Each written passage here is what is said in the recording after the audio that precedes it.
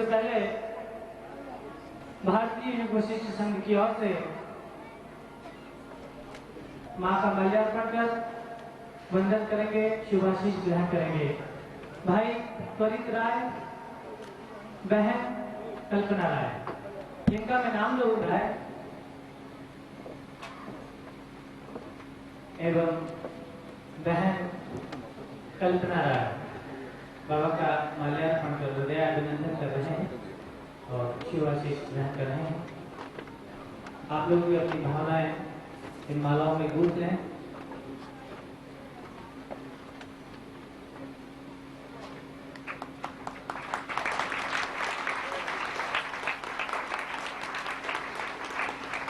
Calcutta branch secretary भाई सुदीप जी घोष एवं बहन शिखा जी घोष बाबा का माल्यार्पण कर स्वागत करेंगे। बाबा का माल्यार्पण कर हृदयाभिनंदन कर रहे हैं, वंदन कर रहे हैं।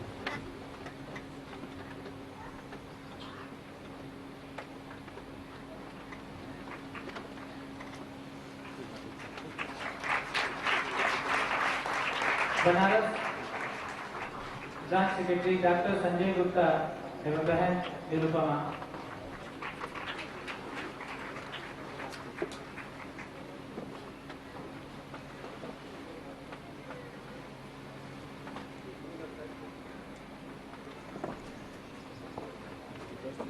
कटक ब्रांच सेक्रेटरी भाई संदीप अग्रवाल और उमा बहन यहाँ पे। बनारस ब्रांच से डॉक्टर संजय गुप्ता बहन निरुपमा गुप्ता बाबा का माल्यार्पण का वंदन कर रहे हैं।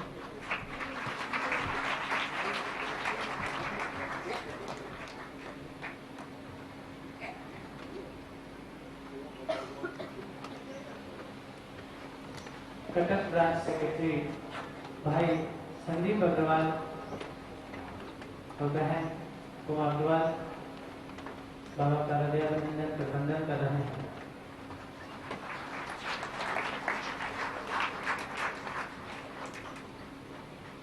Delhi branch secretary major Shailendra Mukherjee बहन शिवानी मुखर्जी,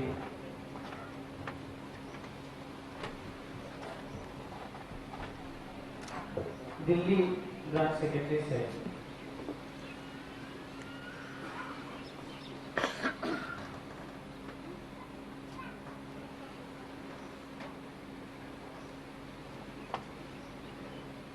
इनके बाद मुजफ्फरपुर से भाई डीकेपी ठाकुर बहन गीता जी मंच के करीब आ जाए।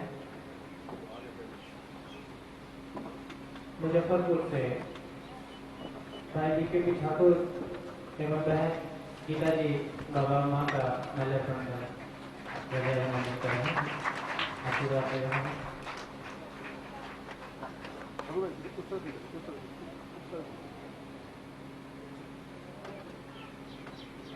Delhi branch secretary major Shailendra Mukherjee बहन शिवानी मुखर्जी बाबा माँ का हृदयाभिनंदन कर रहे हैं, माल्यार्पण कर रहे हैं।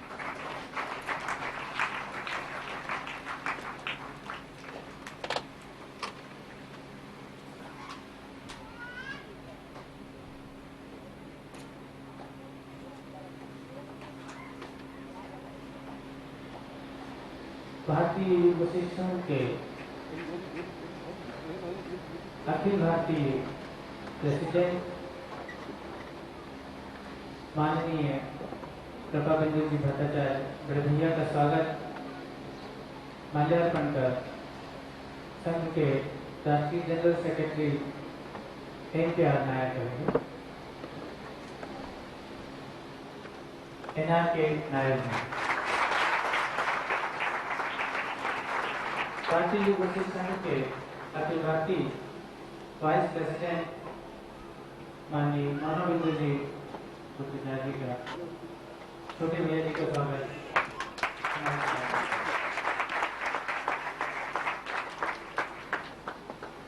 अभी और बाबा का पूजन करने का सौभाग्य मिला है सुभाष जी गुप्ता और प्रतिभा जी हमारे गुरु भाई बहन को।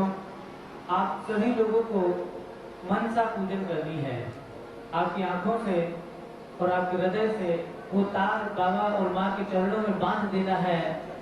जो पूजा यहाँ पर हमारे गुरु भाई गुप्ता जी और प्रार्थना करते हुए अपने गुरु मंत्र का जाप करते हुए तो बाबा के चरणों में अपनी मानसिक मनसा जो गुरु पूजा है वो आप लोग करेंगे। जैसे जैसे यहाँ पर हमारे विद्युत जी पूजन करवा रहे हैं वैसे वैसे आप अपनी भावना को यही बाबा के श्री चरणों में माँ के श्री चरणों में लेकर आएंगे और किसी की भी बीच में से आवाज नहीं आनी चाहिए। तन मन धन सब कुछ यहीं पर बाबा के चरणों में केंद्रित रखें। इन पलों को ये बड़े दुर्लभ पल हैं और जिंदगी में ना जाने कितने जन्मों के पुण्यों के बाद इसका फल मिलता है। आप सभी मानसिक पूजन करने के लिए अपने आप को तैयार कीजिए। अपने हृदय के द्वार खोलिए, बाबा के चरणों को उसमें जगह रखने दीजिए।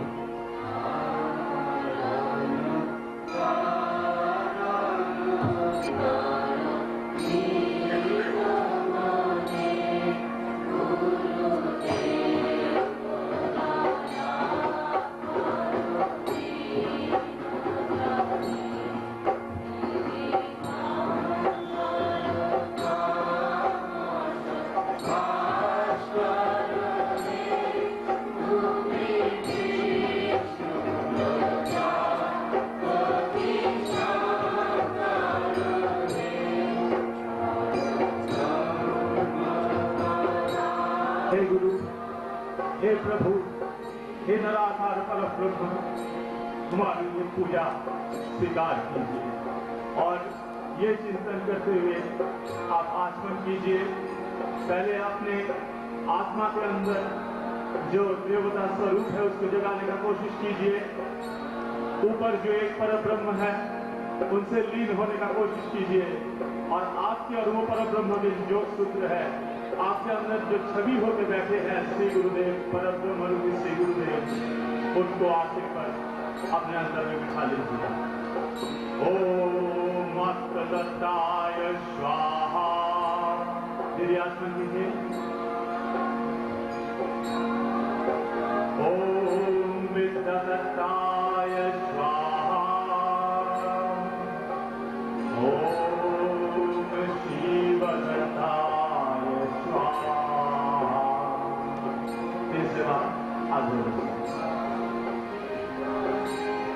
आपके इस पानी में गंगा जी पहुंच गए।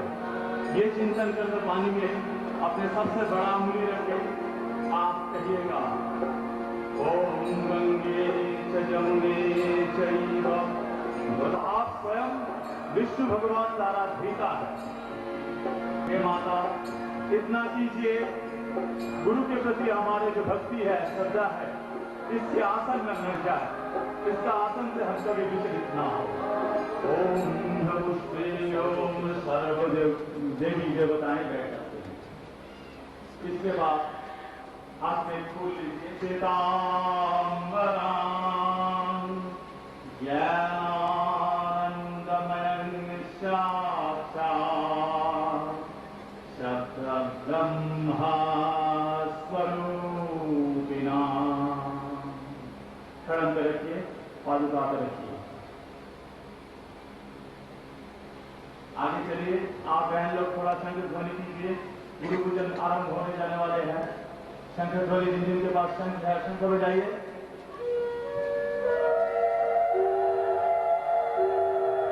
पानी लीजिए कुशा से और श्री गुरु जी के पैर धुला दे रहे हैं। सब लोग ये चिंतन कर आप कहिए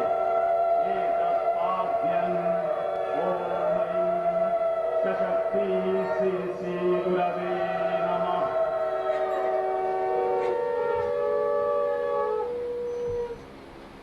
बेलपत्ती के ऊपर ये जो भीगा चावल है और उसके साथ थोड़ा फूल लेकर अर्घ्य निवेदन अंग सज्जा करा रहे हैं श्री गुरुदेव का। ये सोचते हुए अपने दाहिने हाथ से कलम के ऊपर इसको रखिए और कहिए ईदं अर्घं गुरवे नमः। आचमन करा रहे हैं बाबा को। बाबा को आचमन करा रहे हैं आप। खुद तो आपने आचमन कर लिया, विष्णु शरण कर लिया। अंततः स्वाहा कर लिया। अभी अब बाबा को आचमन करा रहे हैं, बड़े आदर से बिठा रहे हैं यहाँ पे गुरु दरबार पे।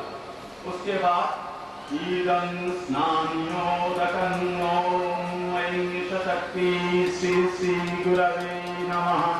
स्नान शंख बजाइए। अब अपना प्रिय गुरु मूर्ति को स्नान करा रहे हैं। ये सारे गुरु भाई बहन लोग अंतःकरण में चिंता कीजिए, अंतर में चिंता कीजिए। ईदं पुनराचमनियोदकं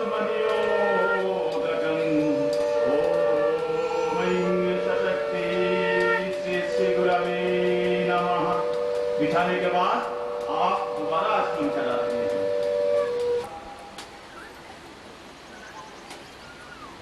पुष्प डालते हुए कहिए, हे गुरुदेव, हमारे अंदर कितना सुगंध है, दुर्गंध है। बहुत सारे पुष्पों के भांति हमारे एक एक जन का एक एक स्वभाव है, लेकिन आप तो शिव स्वरूप है। आप इन हर एक पुष्पों को ग्रहण करते हैं और अगर आप चाहे तो इसके सारों के अंदर सुगंध ला सकते हैं।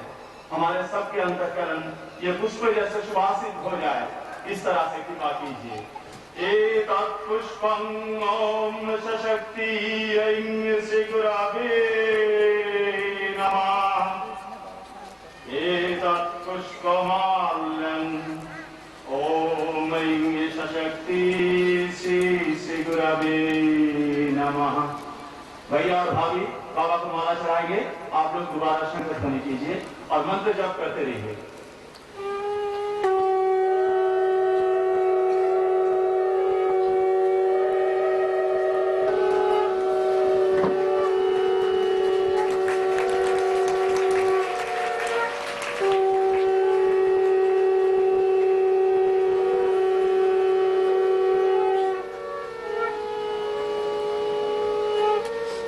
अब वो घड़ी आ गई है जब श्री गुरु मूर्ति के साथ उनके शक्ति की भी पूजा साथ साथ किया जा रहा है।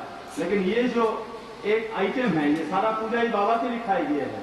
ये और ये सर्वभारतीय रूप से ये पूजा किया जा रहा है।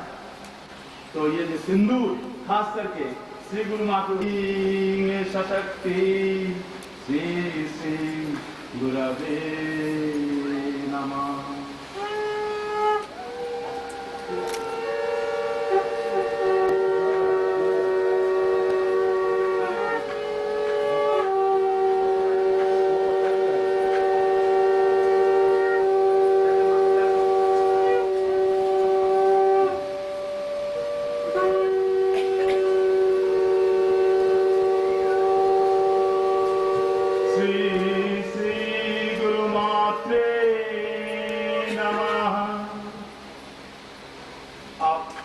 सर्वभारतीय पूजा के अंदर हरिद्रा एक पवित्र वस्तु माना जाता है। धूपबत्ती दिखाइए और दोबारा कहिए अपने अंतर में कि गुरुजी, जैसे धूप की सुगंध बहुत दूर दूर फैलती है, इतनी कृपा कीजिए कि आपकी ये जो बने हुए संतान हैं, इनकी स्वभाव की सुगंध, आप तो स्वयं आसमान हैं, आपके शरीर को हम किस तरह ढक सकते हैं?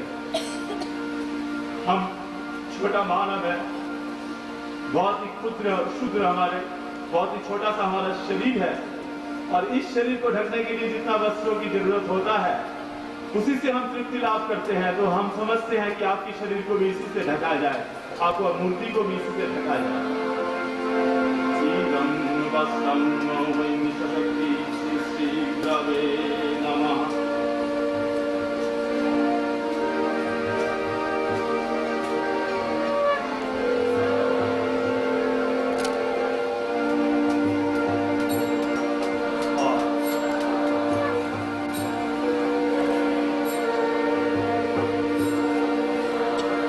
जो परब्रह्म आसमान बनकर इस पृथ्वी का वस्त्र बन चुका है, उन्हीं के शरीर में हम लोग वस्त्र चढ़ा रहे हैं।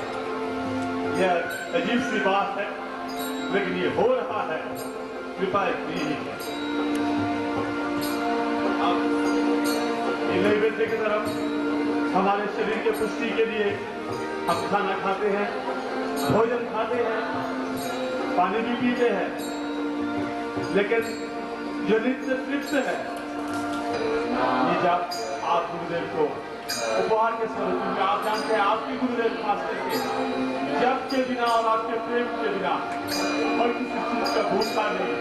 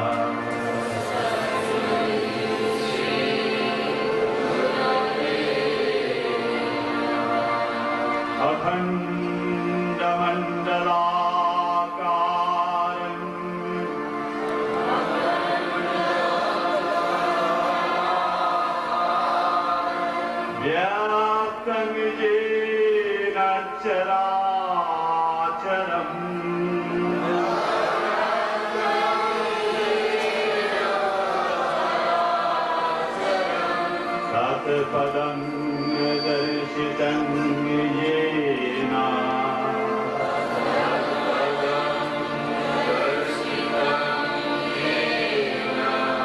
तस्मै श्रीगुरवे नमः।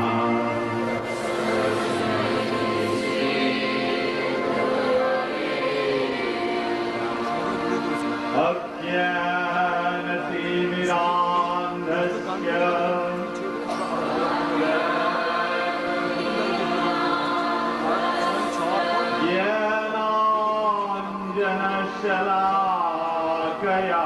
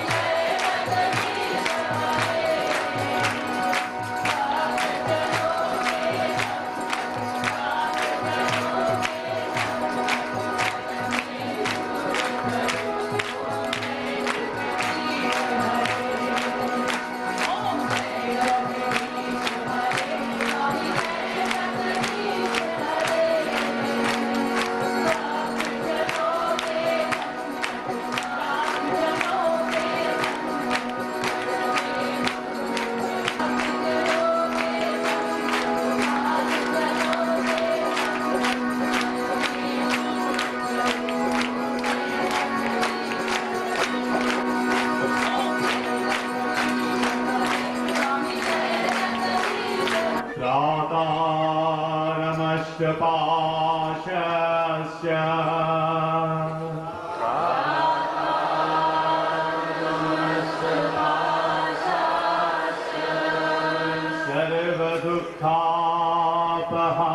सर्वदुःखापहारिणम्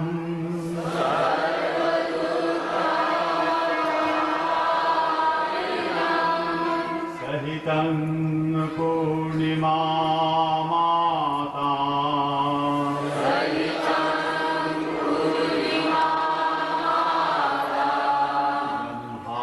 ब्रह्मानन्दं नमाम्यहम्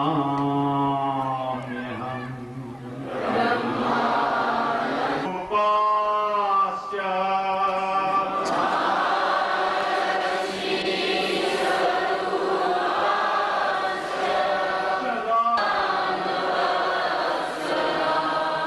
एवं मातृसमाम्य देवी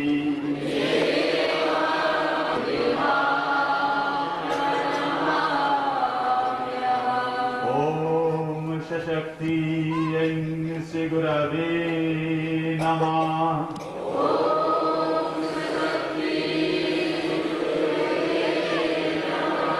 ॐ सशक्तियै श्रीगुरवे नमः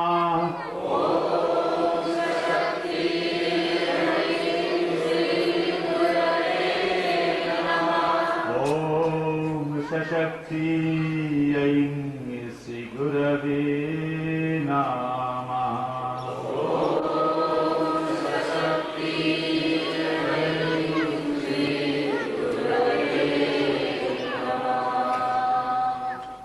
इसके बाद हमारे आदरणीय बड़े भैया आपको पुष्पांजलि कर रहे हैं। कूलर चालू कर लो। गुरुदेवो प्रणेशरा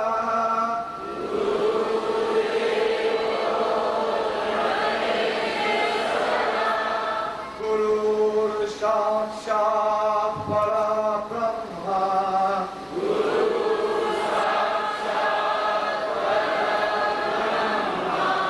तस्मै श्री गुरवे नमः।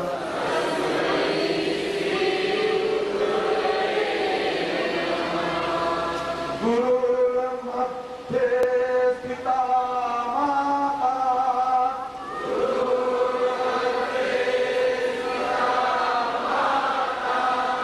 आसेस्तु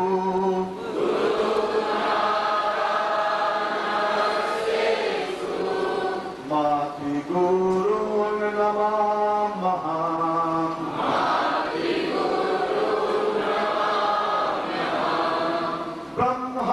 ब्रह्मानन्दं परमसुखदं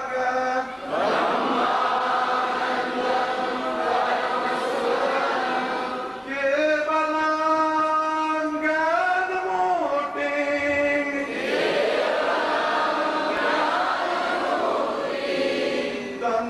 दन्दातीतं कृतातिलक्षं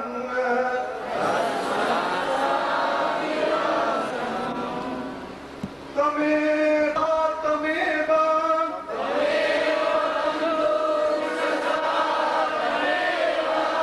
तमेव विद्याद्रविणं तमेव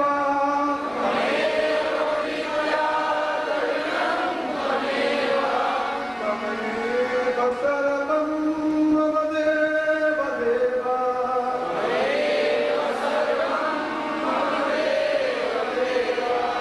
तमेव सर्वं मम देव देव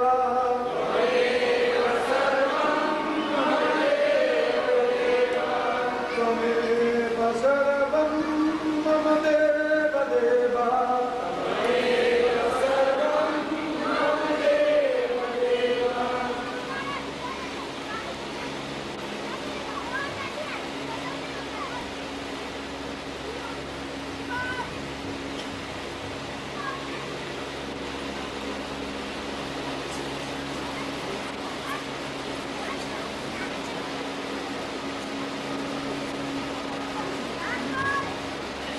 सभी लोग यहाँ पर बैठे हैं। अभी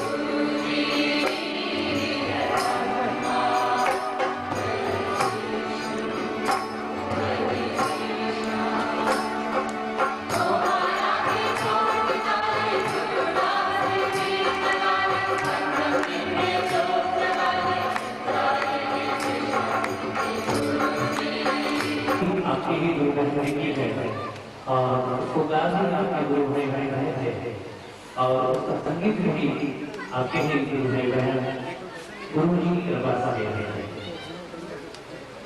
आइए गुरु के चरण में बैठ रही इस ज्ञान की भजन गंगा में एक और डुबकी लगाते हैं जो जितना गहरा जाएगा इन चरणों में जिन भोजन के गहरे पानी पे गहरा गोता लगाइए और गुरु के पास से वो मोती ले लीजिए जिसकी तलाश में हम गुरु की शरण में हैं।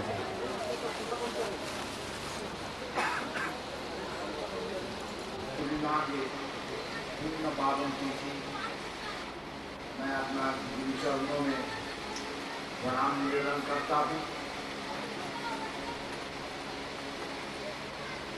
क्योंकि रोजाना का काम है, वास्तविक जीवन का एक धर्म है प्रणाम करना। सिर्फ अपना गुरु को नहीं, अपना बुजुर्गों को भी प्रणाम करना उचित है। यही परंपरा थी करते हैं। आज ये महातीर्थ पुष्कर में हम लोग सम्मिलित हुए हैं। यहाँ पर भी तीर्थ गुरु होते हैं, यानी पंडा जो तीर्थ का भाई जो पंडा है उन लोग भी गुरु उन लोग को माना जाता है। उन सब गुरुओं का चरणों में हमारा प्रणाम निवेदन करता हूँ। इसके बाद मैं तीर्थराज पुष्कर को प्रणाम करता हूँ। ना जाने कौन सी युग में पुष्कर को तीर्थराज कहा गया। कितना करोड़ों लोगों ने यहाँ पर आए, उनमें से कितना सारे महात्माओं का पदार्पण यहाँ पर हुए, जिसके चलते ये भूमि पावन भूमि हो गए हैं। ये गुरु पूजन की जो परंपरा है, गुरु कृपा से मुझे जितना जानकारी मिली है, इसका कोई हिसाब नहीं है कि कब से ये परंपरा चालू हुई थी, प्रथम कब शुरू हुई थी। लेकिन पुराणों में हम देखते हैं, एक तो वेद जो कि आदि हमारा परंपरा के अनुसार हमारा आदि ग्रंथ या आदि उत्पत्ति हम कहते हैं, वो वेद रचना किए थे। कौन रचना किए? इसके बाद वेद गाथा को सुनाए थे। उसके बाद हमारा व्यासदेव जी ने वेद को विभाजन करके श्रृंखला रूप लाए, जिसके चलते अब 4 वेद हम लोग देखते हैं। अब ये तो सुना जाता है वेद वेद वेद, वेद का अर्थ क्या है?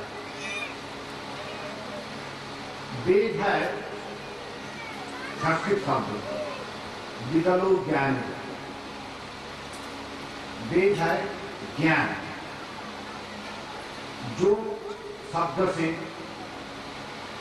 हमारा ज्ञान हो जाए। उस ज्ञान में चाहे आध्यात्मिक ज्ञान हो, चाहे पौराणिक ज्ञान हो, चाहे लौकिक ज्ञान हो, सामाजिक ज्ञान हो, कोई विषय का जो ज्ञान होता है, कोई ज्ञान को बोला जाता है। हमारा 4 वेद में ऐसा कोई विषय नहीं है जो मनुष्य जीवन में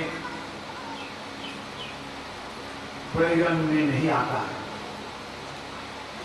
इसीलिए वेद को सर्वप्रथम माना जाता है।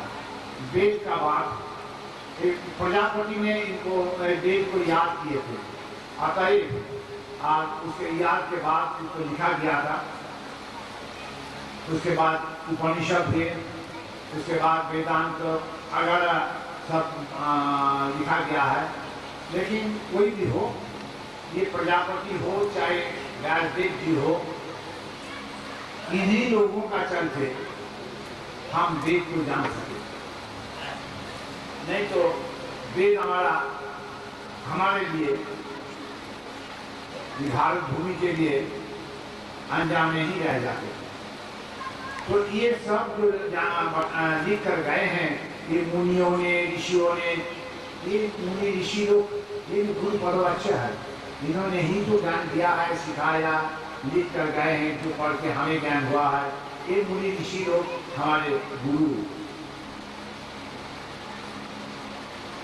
जब व्यासदेव जी वेद विभाजन किए तो व्यासदेव जी को कहा गया है ये प्रथम गुरु है, मनुष्य रूपी प्रथम गुरु है।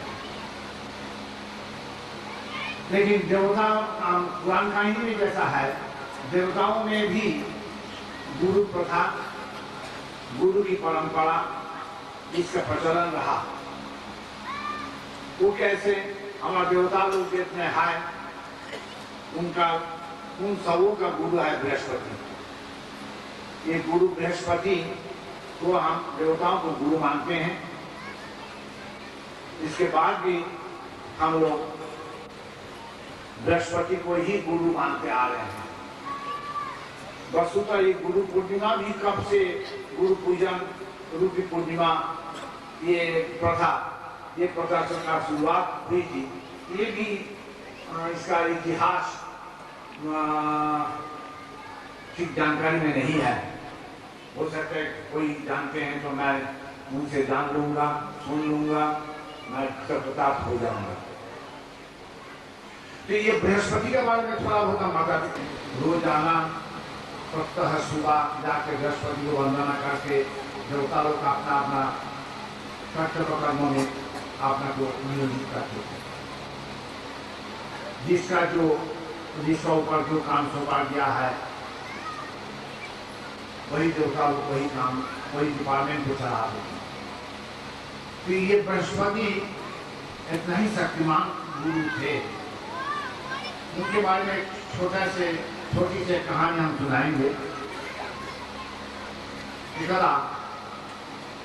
जब कोई असुर तपस्या के जरिए अपने शक्ति को बहुत बढ़ा लिए थे, शक्तिमान हो गए थे, तो असुर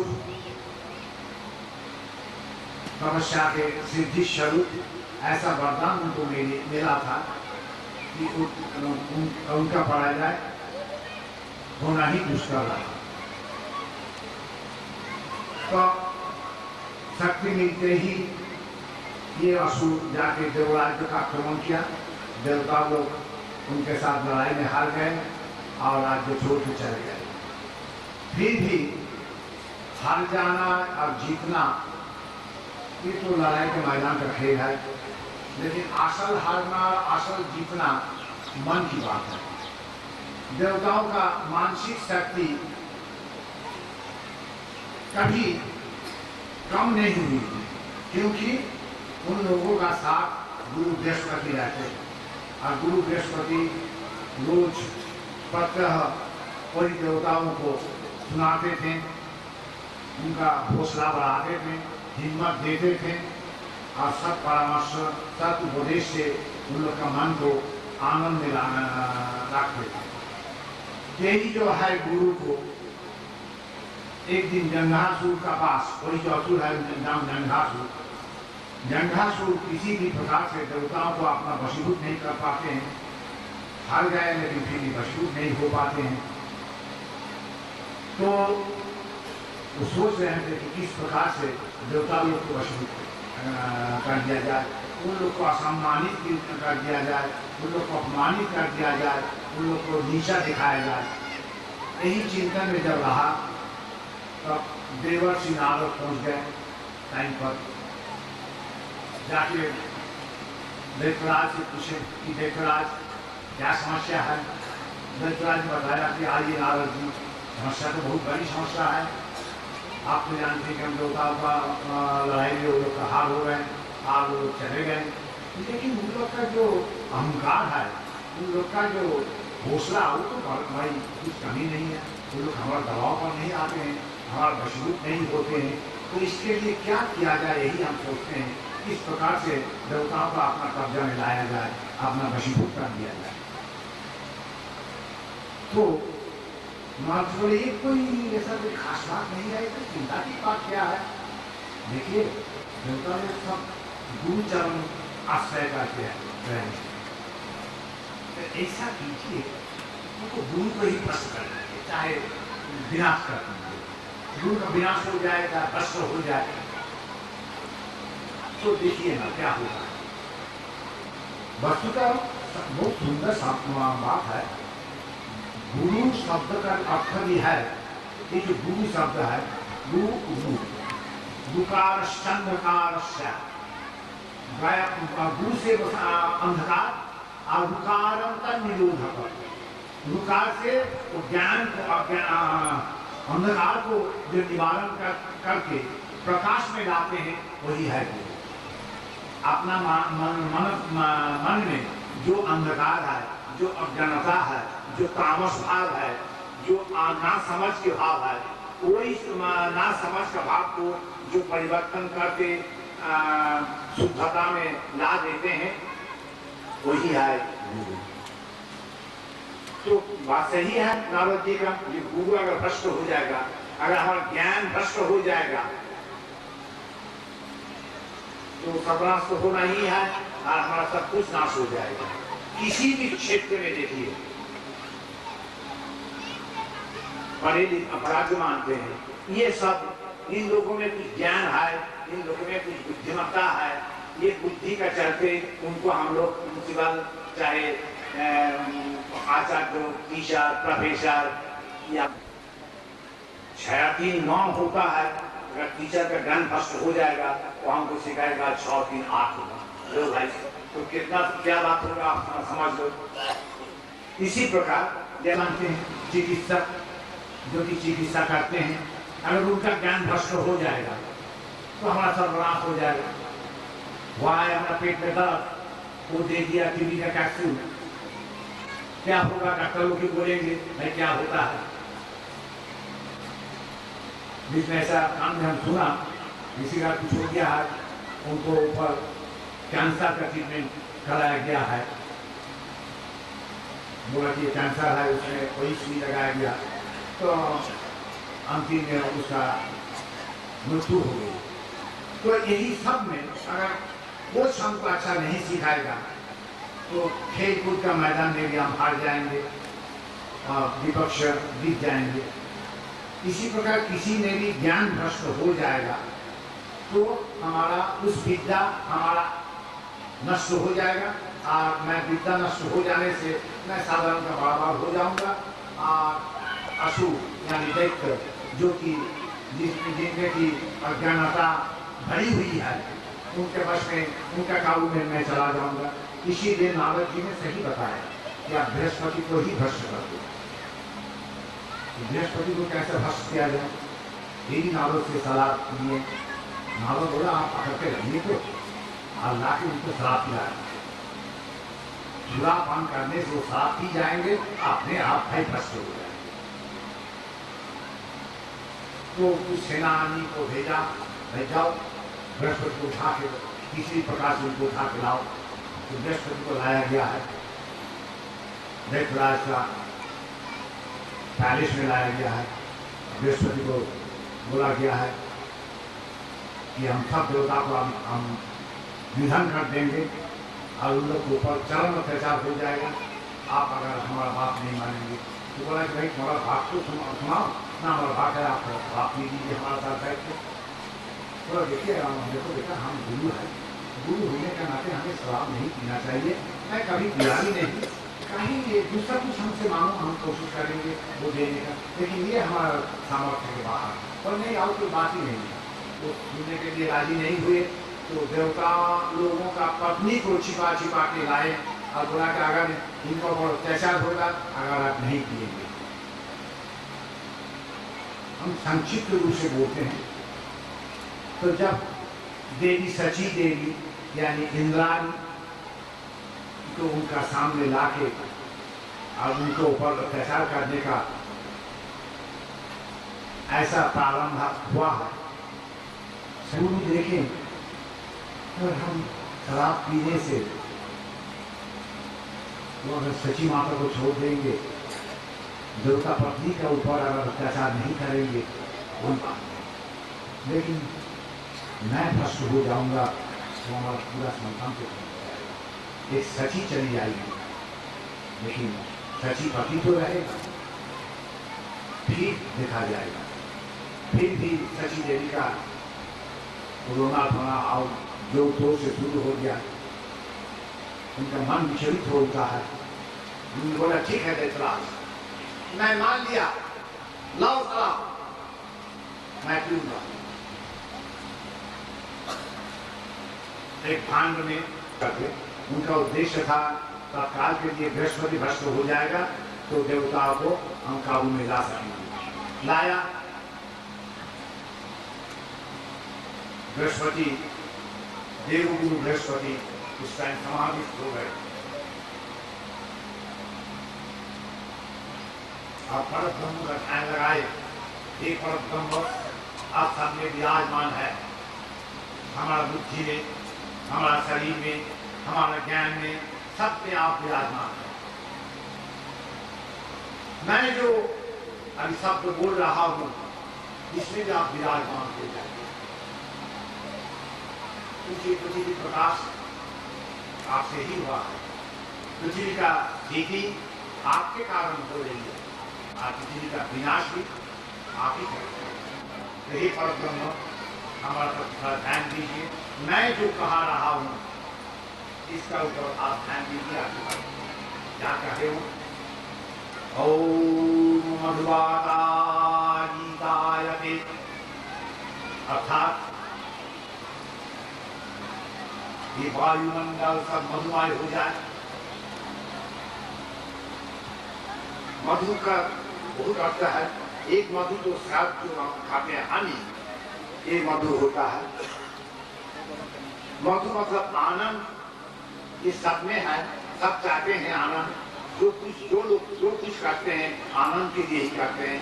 ये संतान लोग, आप लोग जितना यहाँ पर आए हैं थोड़ा बहुत आनंद के लिए ही आए हैं। दबाव पर जो लोग आए हैं उन लोग का मन में आनंद नहीं मिलेगा, तो उन्होंने बात की है ओम मधुवाता गीतायते मधुक्षरन्ति सिन्धव माधीर्न सन्तु सभी। ये जितना सप्त सिंधु है सब मधुमय हो जाए। माधीर्न सन्तु सभी, जितना औषधि अगला है सब मधुमय हो जाए। मधुरक्तम तु शशु, पृथ्वी का धूलकणा जो धूली है, मिट्टी है, एक जगह वो भी मधुमय हो जाए, उनका तेज भी मधुमय हो जाए, किसी को पीड़ा ना दे। मधुमानस्तु सूर्य माधीर्गावु भवन्तु, ये जो गो माता इनसे जो हम दूध लेते हैं वो भी मधुमय हो जाए। तो तन मन लगाकर परब्रह्म के पास ये प्रार्थना किए। व्याख्या छोड़ के हम पाठ करते हैं, थोड़ा बहुत सुन लो। ओम मधुवाता गीतायते मधुक्षरन्ति सिन्धव माधीर्न सन्तु सभी। ओम मधुनक्तं तु शशु मधुवात् पार्थिवं रजः मधुद्रौरस्तु नापीता मधुवात्। परब्रह्म सुनिए, आप कुछ भांड में सलाम लाया तो मधु बन गया। तो देखा कि ये गुरु है, जादुआ भी जानते हैं भाई, वो हमारा जो महल में है ना, हमारा जो भंडार में है वो मधु लाओ, वो शराब लाओ। ये सब जितना जहां का सब खराब है, सब एक की शराब ऐसे एक की पानी नहीं बचा जो मधु छोड़ के आओ पूछता है। तो चलो दूध लाओ, जहर मिलाओ, पिलाओ इनको जबरदस्ती। दूध लाया, मधु बन गया। जहर लगाया, जहर मिलाया, फिर मधु बन गया। क्योंकि वो परब्रह्म को जो एकदम कर दिए थे, मधु आकार निकाला, सब में मधु हो गया। अवशेष हार माना नहीं प्रभु, मैं भी गुरु ढूंढूंगा। आपको देवता को गुरु है, मैं भी गुरु ढूंढूंगा जिनके जरिए मैं भी शक्तिमान बन जाऊंगा, फिर आपसे मुकाबला करूंगा। उसके बाद इन लोग अपना गुरु ढूंढने के लिए गए और दैत्य गुरु शुक्राचार्य को मिला और अपना गुरु बनाया। एक घटना है, एक कहानी हम सुनाया गुरु परंपरा की। उसके बाद आप आइए सत्ययुग में, त्रेता युग में आइए। त्रेता युग में हमारा सब बेटा लोग जानते हैं, जो लोग का गुरु वशिष्ठ, रघुकुल गुरु वशिष्ठ देव, वहां पर भी गुरु परंपरा थी। कुंभकर्ण जैसा बीज, इस सब को कैसे तो अपना इस कोमल तनु, कोमल हस्त से कैसे वध किया गया, कैसे वध किया गया, ये कौन से आश्चर्य की बात है। और बात स्नेहवश पूछे, कौशल्या माता ने राम और लक्ष्मण को पूछे, चारों भाई वहां पर खड़े हैं, मुनि वशिष्ठ भी खड़े हैं, देवता का था, सभी लोग खड़े हैं। प्रभु रामचंद्र बोल उठे, गुरु वशिष्ठ कुल पूज्य हमारे, तेरी कृपा के गंज फल हमारे। कितना सुंदर मां चिंता कर रही हो, इतना पूछताछ कर रही हो।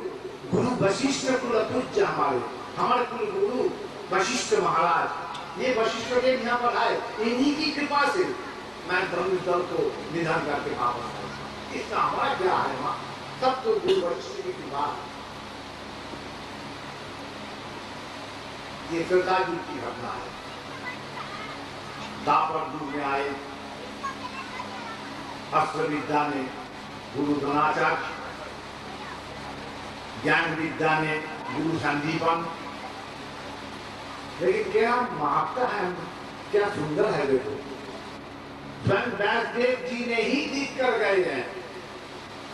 वसुदेव सुतं देवं कंस चाणूरमर्दनं देवकी परमानंदं कृष्णं वंदे जगद्गुरुं। कृष्णं वंदे जगद्गुरु, कृष्ण है जगत गुरु। कितना सुंदर, वो कृष्ण तो ही जगत गुरु बताए, जबकि इतना साल कृष्ण स्वयं गुरु संदीपन के पास, उनके पास जाके अपना सब कुछ शिक्षा दी। इसी के परंपरा में आज यही भारत भूमि में इसी की परंपरा चल रही है। ये भारत भूमि है, ये पुण्य भूमि है। भारत शब्द का अर्थ क्या है? भारत, भारत प्रकाश, प्रतिभा, प्रभा, आभा, ये सब प्रकाश के रूप। इसी प्रकार था प्रकाश में जो रक्त, अनवरत प्रकाश में ही प्रकाश की ओरी जिस भूमि बोलते हैं वह है भारत। हमारे भारत भूमि प्रकाश की ओर ही दौड़ते हैं। वस्तुतः अब देखिएगा हमारे भारत भूमि में कण कण में प्रतिभा का जन्म हुआ है। अब कण कण से ही प्रकाशमान हुए हैं। कभी कोई वैज्ञानिक, कभी कोई राजनैतिक, कभी हमारा साहित्यिक, कभी संगीतज्ञ, ये सब हमारा भारत भूमि में ही जन्म दिए। इसी प्रकार आध्यात्मिक जीवन, आध्यात्मिक पुरुष यही भारत भूमि का ही संतान है। हमारा भारत भूमि जैसा पवित्र पुण्य माना जाता है, सारा विश्व मंडल में इस प्रकार भूमि अब कहीं भी नहीं देख पाओगे।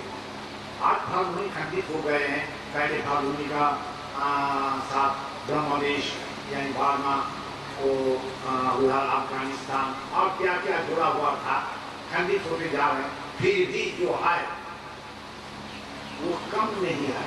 वो प्रकाश की ओर ही हम सब लोग चल रहे हैं। प्रकाश की ओर जाने का इच्छा नहीं है तो भले ही लोग अभी जुटे हैं, भले गुरु पूर्णिमा का अवसर पर आए हैं, गुरु का प्रति का ध्यान रहे ना रहे, तीर्थ भूमि का प्रति तो ध्यान है। ये लोग तो पुष्कर तीर्थ में आए हैं। पिछले बार हम लोग गए थे गुरु पूर्णिमा मनाने के लिए संतान लोग लेके गए थे इंदौर। क्या है इंदौर में? महाकालेश्वर।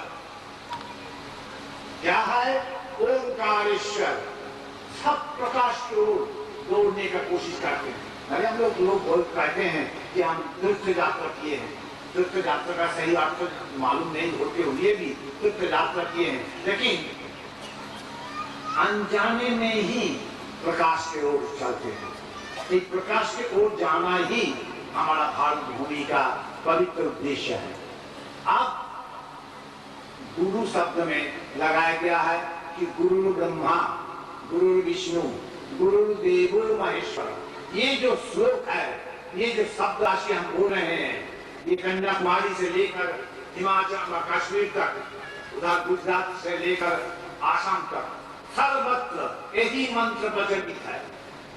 चाहे आप साउथ में केरल में जाइए, केरल पंडित लोग मंदिर में आके पूजा करते हैं, वो लोग भी गुरु ब्रह्मा गुरु विष्णु, कुछ प्रोनाउंसिएशन वो अलग है, उनका जो क्रियाक्रम जो पद्धति है वो अलग है, लेकिन गुरु ब्रह्मा गुरु विष्णु ये अलग नहीं है, ये सर्वत्र एक है। गुरु ब्रह्मा गुरु विष्णु को लोग भी कहते हैं। इसीलिए हमारे धर्म की जो यह है कि साउथ में हुआ है, साउथ इंडियन, नॉर्थ इंडियन, ये सब कोई बात नहीं है। साउथ इंडियन लोग भी वहां पर भी एकदम आप चले जाइए नीचे तक, वहां भी कहेंगे ओम नमः शिवाय। और कश्मीर के अमरनाथ में जाइए, वहां भी कहेगा ओम नमः शिवाय। आसाम में जाइए ओम नमः शिवाय। गुजरात में जाइए ओम नमः शिवाय। शिवाय और ओम नमः शिवाय ये जो शब्द है, इसका कुछ अदल बदल नहीं हुआ है। ये सब गुरु ब्रह्मा गुरु विष्णु गुरुदेव महेश्वर, ये कैसे संभव है? गुरु ब्रह्मा कैसे बनेंगे? गुरु विष्णु कैसे बनेंगे? गुरु महेश्वर कैसे बनेंगे? ये गुरु का ये कैसा तात्पर्य है? फिर गुरु को परब्रह्म बोला जाता है। परब्रह्म को धारणा में लाना कुछ मुश्किल है। परब्रह्म ऐसा ही है जो अच्छे जोया मदोया मशरूषा, मतलब जिसको दहन नहीं किया जाता है, जिसको देखा नहीं देता है, जिनको टच नहीं किया जाता है, यही परब्रह्म, जिनको अनुभव करना पड़ता है, यही है परब्रह्म। तो ये अनुभव वाली बात को समझ नहीं पाएगा बोल के शुरुआत में गुरु ब्रह्मा, ब्रह्मा का कुछ चेहरा हम लोग कल्पना कर सकते हैं, जो ब्रह्मा मंदिर हम लोग यहाँ पर पहुंचे। लेकिन ब्रह्मा जी गुरु कैसे होंगे? क्योंकि ब्रह्मा जी गुरु हमारा ब्रह्मा जी है, इसलिए कि ब्रह्मा जी का कर्म क्या है? ब्रह्मा जी का कर्म है क्या? सृष्टि।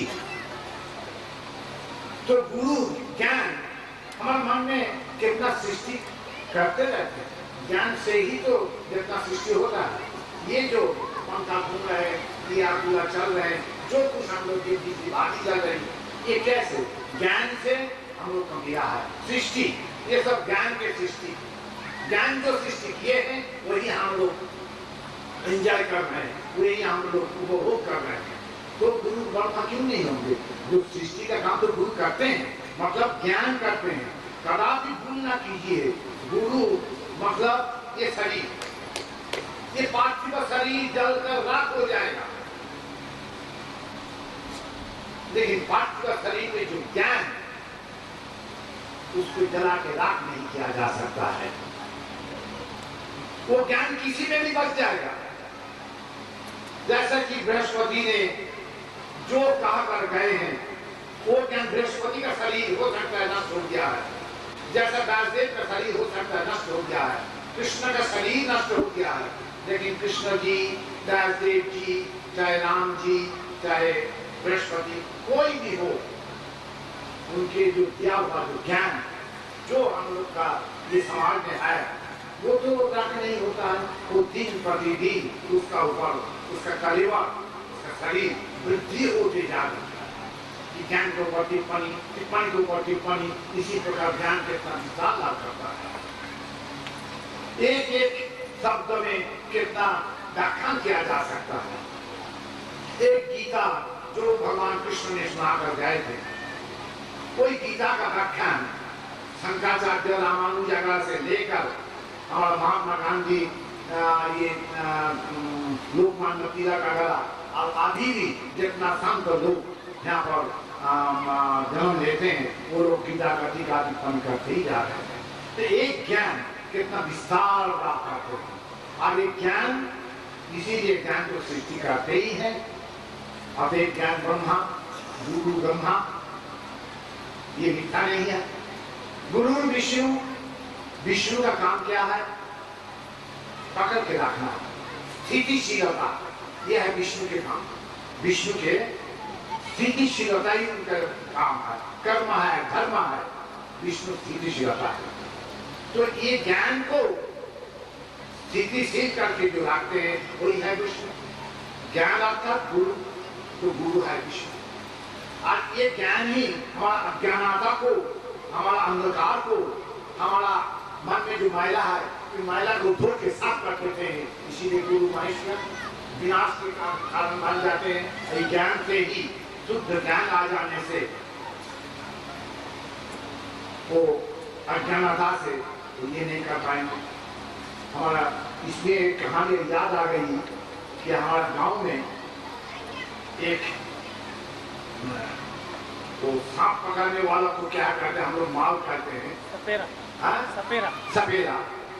उनका पास एक चाकू रहता था और वही चाकू से वो आंख में जो कैसरत होता था, कैसा कायदा से उस जमाना में, हमारा दादाजी का जमाना में निकाल देते, कैसरत निकाल देते। उसके बाद कुछ पत्ता है, तो पत्ता लिसा करके हाथ में ये करके वो लगा देते थे, पत्ती अपना बांध देते थे, बस ठीक हो गया, कैसरत का वर्जन हो जाता। तो एक डॉक्टर वो अपना कलकत्ता मेडिकल कॉलेज से पास करके आए। आप देखिए कि वाह कितना सुंदर हाथ है, ऐसा आस्ते से कैसरत को उठा दिया है। अगर इसको थोड़ा बहुत हम सर्जन सिखाएंगे और ज्ञान दे देंगे, ये कितना बड़ा सर्जन बन जाएगा। उन्होंने सिखाया, ये भेद है, वो भेद है, ये तो आए, वो तो आए, फिर लाखों बार सुनाया। वैसे जैसे ही ज्ञान प्राप्त हुआ है, अब जब छुरी पकड़ा तब हाथ का पकड़ किया कि क्या जाए वो नाश न काट जाए, उसमें से खून तो बंद नहीं होगा, वो नाश न काट जाए, वो क्या खत्म। ज्ञान जब आया है तो जो उनको था, जो विद्या उनको मिली थी ईश्वर की कृपा से, वो ज्ञान खत्म हो गया, नया ज्ञान प्राप्त हुआ है। तो गुरु तो ज्ञान दाता होता ही है। तो ये ज्ञान है ब्रह्मा, ज्ञान है विष्णु, ज्ञान है महेश्वर। गुरु ब्रह्मा, गुरु विष्णु, गुरु देव महेश्वर, गुरु साक्षात परब्रह्म। और यही गुरु को, जिसको ये ज्ञान को आप आंख में देख नहीं पाएंगे। कोई भी ज्ञानी उसके बराबर बोलिए तो मैं ज्ञानी हूँ,